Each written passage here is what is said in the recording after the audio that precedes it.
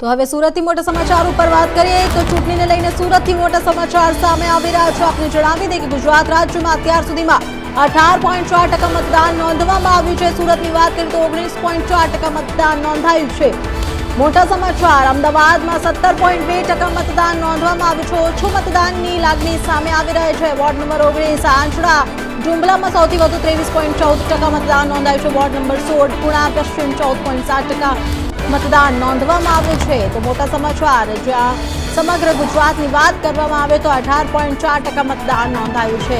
બપોરના 1:35 થઈ ગયા છે અને આટલા ઓછા મતદાનની જે ટકા નોંધણી કરવામાં આવી રહી છે એ દર્શાવી રહી છે કે ક્યાંક ને ક્યાંક લોકો ગરમીથી ઘરેથી બહાર નથી આવી રહ્યા છે। મતનો ઉપયોગ કરવા માટે તેમને ગરમીનો પણ એક સહારો લઈને ત્યાં પાણી છાશનો વિતરણ ક્યાંક ક્યાંકથી કરવામાં આવી રહ્યા છે તે પીને મતદાન કરે। હવે જામનગરની વાત કરીએ તો મોટા સમાચાર જામનગરથી સામે આવી રહ્યા છે। ચૂંટણીને લઈને મોટા સમાચાર આપને જણાવી રહ્યા છે। રાજ્યમંત્રી રીવાબા જાડેજાએ જામનગરમાં પોતાનો મતાધિકારનો ઉપયોગ કરીને મતદાન કર્યું છે। ચૂંટણીમાં શાંતિપૂર્ણ રીતે વોટિંગ ચાલી રહી છે। લોકોથી પણ અપીલ કરી છે મતદાન કરવા માટે। રીવાબા જાડેજાએ પરિવાર સાથે મતાધિકારનો ઉપયોગ કર્યો છે, મતદાન કર્યું છે। નાગરિકોને અવશ્ય મતદાન કરવાની પણ અપીલ રીવાબા જાડેજા તરફથી કરવામાં આવી રહી છે। રીવાબા જાડેજાએ પરિવાર સાથે મતાધિકારનો ઉપયોગ કર્યો છે। તો આપણે જણાવી દઈએ કે મોટા સમાચાર રાજ્યમંત્રી રીવાબા જાડેજાએ જામનગરમાં પોતાનો મતાધિકારનો ઉપયોગ કરીને લોકોથી પણ મતદાન કરવા અપીલ કરી છે।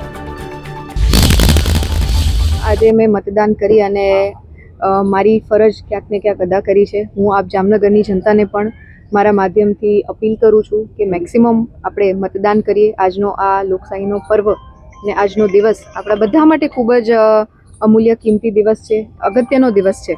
સાથે સાથે હું જિલ્લા વહીવટીતંત્ર, પોલીસ પ્રશાસન અને ચૂંટણી પંચનો પણ આભાર માનું છું કે જે પ્રકારની વ્યવસ્થા જામનગર જિલ્લા અને મહાનગરમાં ક્યાંક એમના માધ્યમથી સુચારુ રૂપે ચાલી રહી છે, ત્યારે એમના પ્રયત્નો દ્વારા પણ શાંતિપૂર્વક મતદાન જ્યારે આપણા મહાનગરમાં ચાલી રહ્યું હોય ત્યારે યુવા વર્ગને, માતૃશક્તિને અને વડીલોને હૃદયપૂર્વકની અપીલ, વિનંતી કે આજનો દિવસ આપણા બધા માટે ખૂબ જ અગત્યનો દિવસ છે।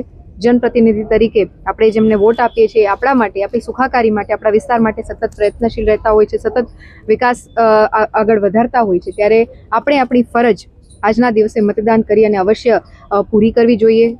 ખાસ જે વડીલો છે એમના માટે અલાયદી વ્યવસ્થા પણ કરવામાં આવી છે કે પોલિંગ બૂથ સુધી પહોંચી શકે, એમના મતદાન વિસ્તાર સુધી પહોંચી શકે, ત્યારે તંત્ર દ્વારા, પ્રશાસન દ્વારા આ પ્રકારની સુચારુ વ્યવસ્થાનું આયોજન કરવામાં આવ્યું હોય। પુનઃ હું જામનગરની જનતાને હૃદયપૂર્વકની અપીલ કરું છું કે આજનો દિવસ આપણા માટેનો દિવસ છે, ત્યારે વધુમાં વધુ મતદાન આપણે કરી અને લોકશાહીના પર્વમાં આપણા વોટ થકી આપણે એક આપણું યોગદાન આપીએ।